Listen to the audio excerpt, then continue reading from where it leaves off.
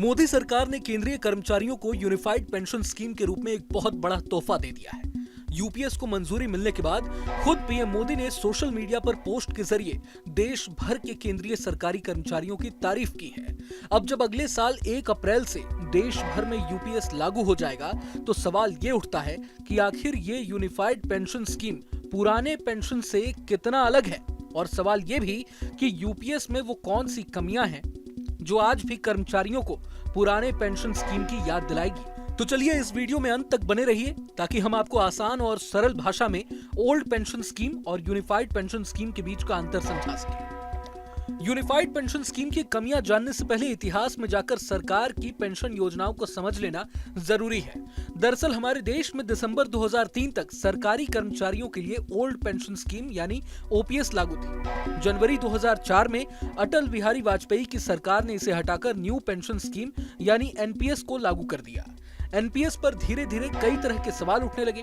इसके खिलाफ देश भर में प्रदर्शन भी हुए। मोदी सरकार ने 2023 में इन्हीं विरोध प्रदर्शनों को देखते हुए एक कमेटी बनाई। कमेटी ने न्यू पेंशन स्कीम में बदलाव के लिए कुछ सिफारिशें की, जिसके बाद 24 अगस्त 2024 को केंद्र सरकार ने यूपीएस यानी यूनिफाइड पेंशन स्कीम को मंजूरी दे दी। अब सवाल यह है कि यूपीएस में ऐसी कौन सी कमियां हैं जो कर्मचारियों को आज भी पुराने पेंशन स्कीम की याद दिला रही हैं।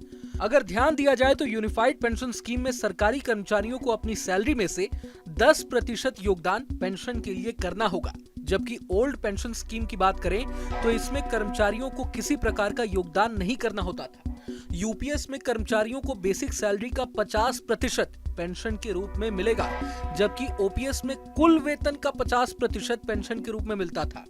यूनिफाइड पेंशन स्कीम में कर्मचारियों को पेंशन पर टैक्स देना होगा, जबकि पुराने पेंशन स्कीम में पेंशन पर किसी प्रकार का टैक्स नहीं देना होता था। तो इस लिहाज से देखा जाए तो सरकार ने भले ही यूपीएस को मंजूरी दे दी हो, लेकिन इस नई स्कीम में आज भी वो पुरानी पेंशन स्कीम वाली बात मिसिंग है। यूनिफाइड पेंशन स्कीम के क्या फायदे हैं ये भी जान लेते हैं। बता दें कि यूपीएस के तहत केंद्रीय कर्मचारियों को 12 महीनों के बेसिक वेतन का 50% रकम पेंशन के रूप में मिलेगा। कम से कम 10 साल नौकरी करने वाले भी पेंशन के हकदार होंगे। 10 साल की नौकरी करने के बाद रिटायरमेंट लेने पर कम से कम 10,000 रुपए मिलेंगे। रिटायरमेंट लेने पर ग्रेचुइटी के अलावा एक मुश्त भुगतान भी किया जाएगा। अब पेंशन में सरकार की हिस्सेदारी 14% से बढ़कर 18.5% हो जाएगी। कर्मचारियों की हिस्सेदारी पहले की तरह 10% ही बनी रहेगी। करीब 23 लाख केंद्रीय कर्मचारियों को इस स्कीम का डायरेक्ट फायदा मिल सकेगा। वहीं अगर ये स्कीम राज्यों में भी लागू होती है तो करीब 90 लाख कर्मचारी लाभान्वित होंगे। यही नहीं, सरकारी कर्मचारियों के पास एनपीएस और यूपीएस में से एक को चुनने का विकल्प भी होगा। अगर कर्मचारी की मृत्यु हो जाती है तो उसके फैमिली को पेंशन का 60% भुगतान भी होगा। बता दें कि अब जब केंद्र सरकार ने यूनिफाइड पेंशन स्कीम को मंजूरी दे दी है तो कई राज्यों ने भी इसे मंजूरी देना शुरू कर दिया है, जिसमें महाराष्ट्र का नाम सबसे पहले आता है, जहां अगले कुछ ही महीनों में विधानसभा के चुनाव भी होने वाले हैं। अब इन सबके इतर विपक्ष का कहना है कि केंद्र सरकार ने यूपीएस को ऐसे समय में मंजूरी दी है जब 2 राज्यों में चुनाव की तारीखों का ऐलान हो चुका है। विपक्ष का आरोप है कि सरकार ने आचार संहिता का उल्लंघन किया है। हालांकि अब इस स्कीम को मंजूरी तो मिल ही गई है, जिससे देश भर के तमाम सरकारी कर्मचारियों में खुशी की लहर भी दौड़ पड़ी है। बहरहाल ये वीडियो आपको कैसा लगा हमें कमेंट बॉक्स में जरूर बताएं। अगर आपको ये वीडियो पसंद आए तो लाइक करें और चैनल को सब्सक्राइब करें।